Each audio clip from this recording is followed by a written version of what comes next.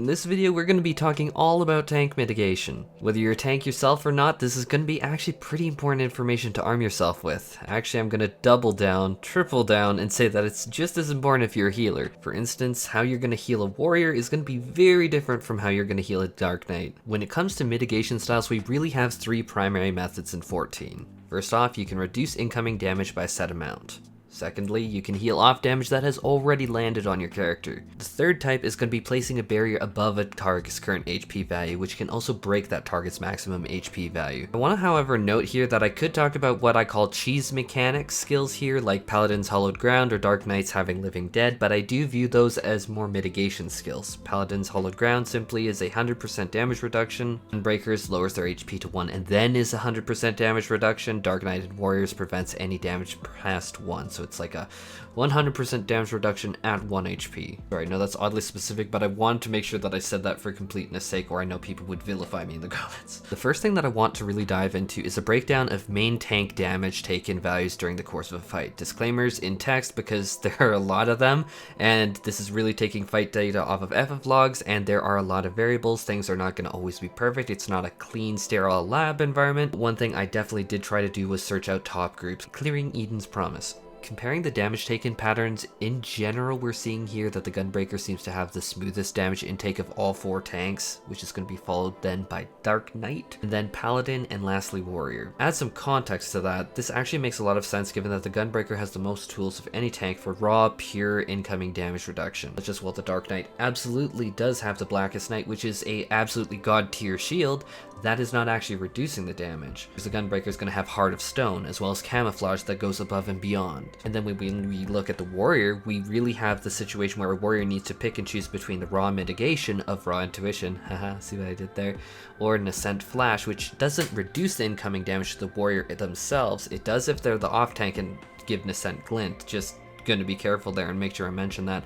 But what a Warrior, when they use Nascent Flash, is really doing is making sure that they can heal off incoming damage. It's not a mitigation ability in the sense that it's reducing the incoming damage, but it's a mitigation ability in the fact that they heal it off. On that in a quick second though, we can also notice that the Paladin is definitely getting a lot of benefits from block, which is going to be passive, as well as activating Sheltron and different mitigations, but isn't quite at the same level of damage smooth intake as you see with the Gunbreaker. So with damage reduction tools out of the way, this really brings me to want to pick at healing and barriers. What kind of HPS, quote unquote HPS, HP per second values we're getting, which is going to include barriers. We can say that the Warriors is pretty obscenely far ahead of everyone else in the pack here. It's kind of hilarious to see, not gonna lie, but as someone who has healed really good Warriors, or has not had to heal really good Warriors, I definitely believe this. But these numbers in a vacuum make absolutely no sense to anyone, including myself, and so I want to compare this now to what is a healer actually doing out here. This is the real question. We can see, comparing what the Warriors HPS was in this data to what the best healer was, that they're doing roughly 30% of what the top HPS healer was healing, which is absolutely bonkers. And then when we go into some of the Warrior data, we can see unsurprisingly that the Warrior brings a bucket load of healing through Equilibrium, Nascent Flash, Thrill of Battle, and of course the whole raid-wide mitigation Shake It Off, which is extremely powerful. Though if we want to really pick at the data and be like, could they have squeezed out more HP per second? Yes, definitely, because if we look at the data, we're like, Equilibrium should be used more because it's a 1 minute cooldown and it was only used 3 times during a 7-minute fight, which leaves a very large disparity in what HPS could have been squeezed out. I'm trying to really keep this video very terse, and so I'm not going to dive into nitpicking all that stuff. I think the main messages come across. Next up, pulling Dark Knight's logs, we can see that the Dark Knight is having the majority of their HPS from their Blackest Night shield. We can see that there is definitely some contribution from Soul Eater, as well as we can see it from Abyssal Drain, but much lesser to a much less degree.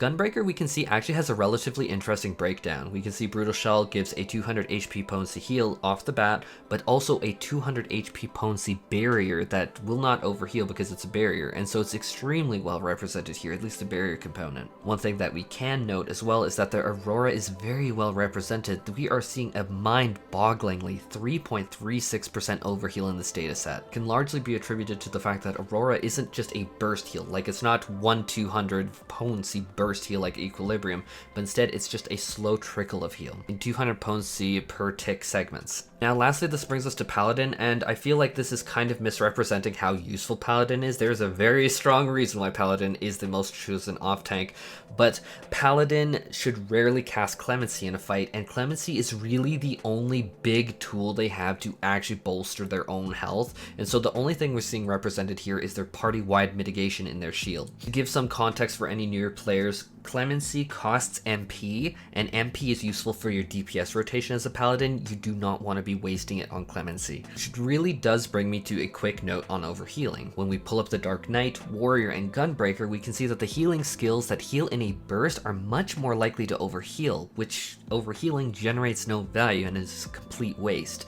Where we can tell that barriers like the Blackest Night or Brutal Shell are represented well, or even Aurora that is a slow ticking time over effect rather than that big bulk of heal that we just talked about. Looking at the Warriors data, we can see that the majority of it was absolutely used to full effect, but we can see that there was a lot of overhealing as well. Such as if you look at Nascent Glint, we can see a roughly 40% overheal, which I should disclaimer is absolutely still what a warrior should do when they're off tanking, because it gets that mitigation component. It is still being used properly here, guys. But that 40% overheal is definitely pain. And this is where I do say at the start of the video that when you think about tanks and mitigation, this is actually very important for healers to consider as well, because you're going to heal a warrior in a much different way than you're going to, say, heal a paladin. And so when you're looking at a warrior, you're looking at potentially a lot of overhealing if you're spamming your heals on them and keeping them at 100%. You are not letting them use their toolkit, which, as someone who has also played as a warrior this expansion, it has also been incredibly frustrating when I'm sitting on Equilibrium, Thrill of Battle, as well as Nascent Flash, which has kind of led to a general ideology that has had a lot of players, including myself, to generally speaking prefer barriers over raw healing. Like in general, if you put me in a party finder group, I'm going to be a lot happier if I see a Dark Knight there or a Gunbreaker. I only say that because yes, do I acknowledge Nascent Flash, Equilibrium, Thrill of Battle exist? Absolutely, but when you're in a party finder group, you can't just make the assumption, oh, when the warrior's HP goes down, they're definitely going to use these skills. You need to definitely, I don't want to say lower expectations, but you need to keep things realistic. Not all players are going to really use that kit to the best of its ability, and that's totally fair, that's totally fine, but this means that you are going to have to treat them differently. And so when you are, however, in a coordinated raid static, this is truly when a warrior really starts to shine out, because then you can be like, oh, okay, we're having this much overhealing. When I'm reviewing my logs, I can actually take a step back and let myself heal a little bit less. So that's something that I definitely need to emphasize, is in groups where a warrior can be allowed to truly flex and break in their boots in the group, there's no denying that they can alleviate a ton of stress from healers. Like that data that we showed about the HPS is not a lie. That is such a strong piece of evidence. And so that really brings us to the end of this video, because I just want to focus on tank mitigation here without all the frills, without all the details. And so what are your thoughts on tank mitigation? What's maybe your favorite tank to play with or as? Know in the comment section below. I'm very interested. Yeah, take care and have a fantastic day.